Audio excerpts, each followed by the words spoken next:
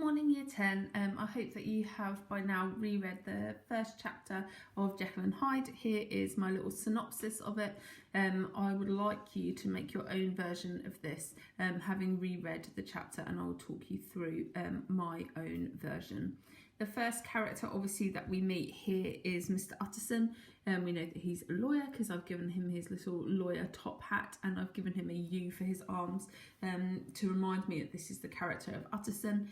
He is described as austere. That means he's strict with himself, so he doesn't drink vintage wine like he would like to. He drinks gin instead, and he hasn't been to the theatre for 20 years despite the fact that he would like to. So he's really strict, austere with himself. He's also described as the last good influence on downgoing men. So men with bad reputations, men who've been in trouble, he will remain friends with them long after other people have deserted them. The second character that we meet here is Mr. Enfield, with an E there, so he's a kinsman, a cousin of Utterson.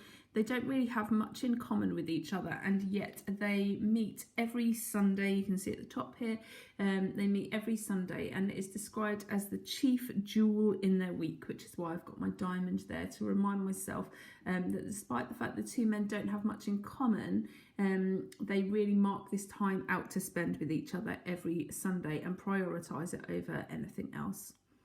They are walking through a not particularly nice area of London, and they walk down a lovely street. You can have a look at some of the similes that I used to describe the nice street that they walk down.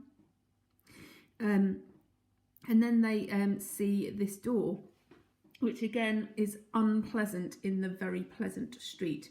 The door, we discover later, has got a lock on it, but it has no bell nor knocker. There's no windows at the house, and the door is described as blistered and disdained. We know that later on this door comes to represent Hyde, so it's important that we get some of these adjectives that are used to describe the door in really early. The whole of the rest of the chapter really is Enfield telling a story about the door, and I've put the title of the chapter, The Story of the Door, just here. Enfield tells a story about the fact that he is walking past this door at 3 o'clock of a black winter's morning.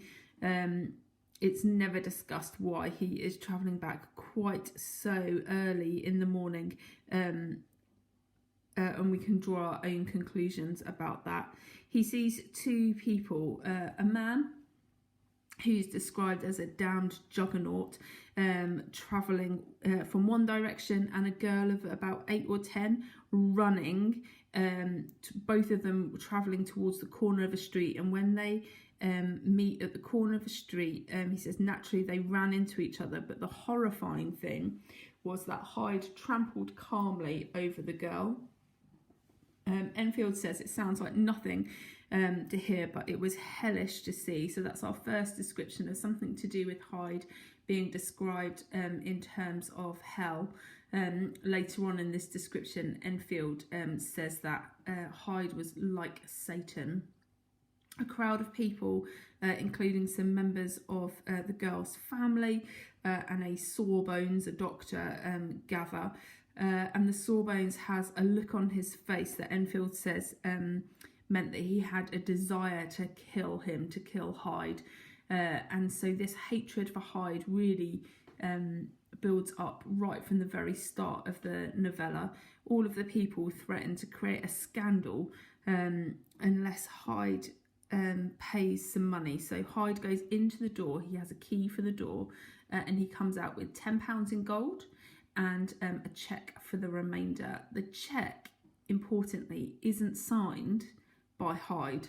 It's signed by somebody else, and at this point in the novella we don't know who that somebody else is. Enfield carries on his story and says that the man who signed the cheque was a well-known man who was often written about in the newspapers, and so Enfield assumes that it must have been blackmail. The reason that this well-to-do man was allowing Hyde to hand out a cheque in his name must have been linked to blackmail. And then Enfield also says this strange thing about the more it looks like Queer Street, the less I ask, suggesting perhaps that he tries to distance himself from any kind of gossip, which obviously we know isn't true because he has just been gossiping about the story of the door with Mr. Utterson. Utterson then finishes the chapter by saying that he didn't need to ask about the name of the person on the cheque, because once Enfield had revealed that the man who trampled calmly over the girl, his name was Hyde, Utterson said he already knew the name of the person on the cheque because of a link between this person and Hyde. And it's at this point that it's revealed that Stevenson is going to keep secrets from the reader because he doesn't reveal the name of the person on the cheque. And at that point, chapter 1, the story of the door, ends.